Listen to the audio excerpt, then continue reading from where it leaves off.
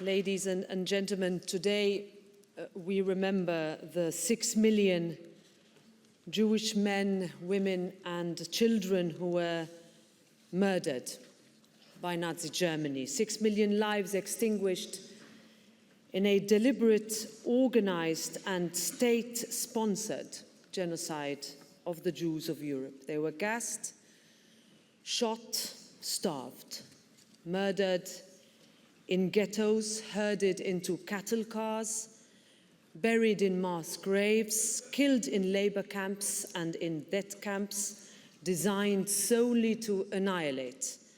Entire communities wiped out, entire families slaughtered, entire generations stolen.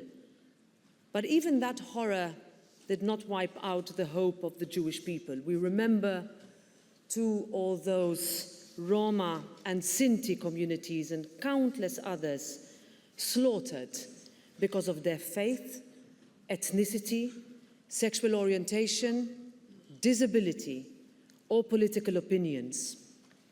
On Monday, I represented this House at Auschwitz, joining Holocaust survivors and world leaders to mark the anniversary of the liberation of the largest and deadliest of the Nazi extermination camps. Today, Auschwitz stands as a lesson for all of humanity. In the words of Rabbi Lord Jonathan Sacks, the question is not where was God, but where was man? Where was humanity? The Holocaust did not happen overnight. The dehumanization of the Jews of Europe began long before Auschwitz. It began with words, with propaganda that vilified Jews as dangerous and alien. It began with exclusion, humiliation, and the systematic stripping away of dignity. By the time the final solution was set in motion, the path had already been paved by indifference and hate. That is why we can never forget and why we must act. Ours is the last generation to have the privilege of knowing Holocaust survivors and hearing their stories firsthand. Their voices, their courage, their memories are a bridge to a past that must never be forgotten. Because even after the horrors of the Holocaust, anti-Semitism did not disappear. It persisted. And today, anti-Semitism is on the rise again.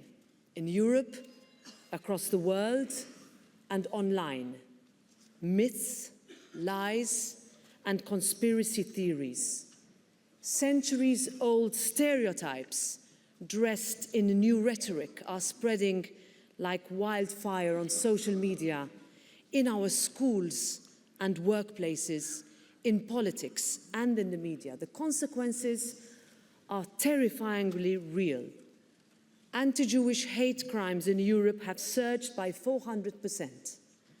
Many are forced to hide their religion in public. Elie Wiesel once warned us, if we forget, we are guilty. If we forget them, they will be killed a second time. And this time, it will be our responsibility. Memory is a duty, a responsibility that never again is not an empty promise. On Monday, Auschwitz survivor Tova Friedman reminded us that today we all have an obligation, not only to remember, but also to warn and to teach that hatred only begets more hatred, killing, more killing. This European Parliament will always remember, and we will always speak up, just as our first woman president, Simone Veil, herself a survivor, taught us to do. Her legacy reminds us that neutrality helps only the oppressor, never the victim. And this Parliament will always stand for dignity, for hope, for humanity. In a moment, we will hear the duo for violin and cello, Andante, by Paul Herman, played on Paul's original cello, by the extraordinary Sam Lucas with Sadie Fields on violin. And we will hear the story of Paul Herman's daughter, Corrie Herman, who carries her father's memory forward. May their music and their stories inspire us to do the same, to carry forward their memories, to speak out against hate, and to ensure that the words "never again" are not just spoken, but lived.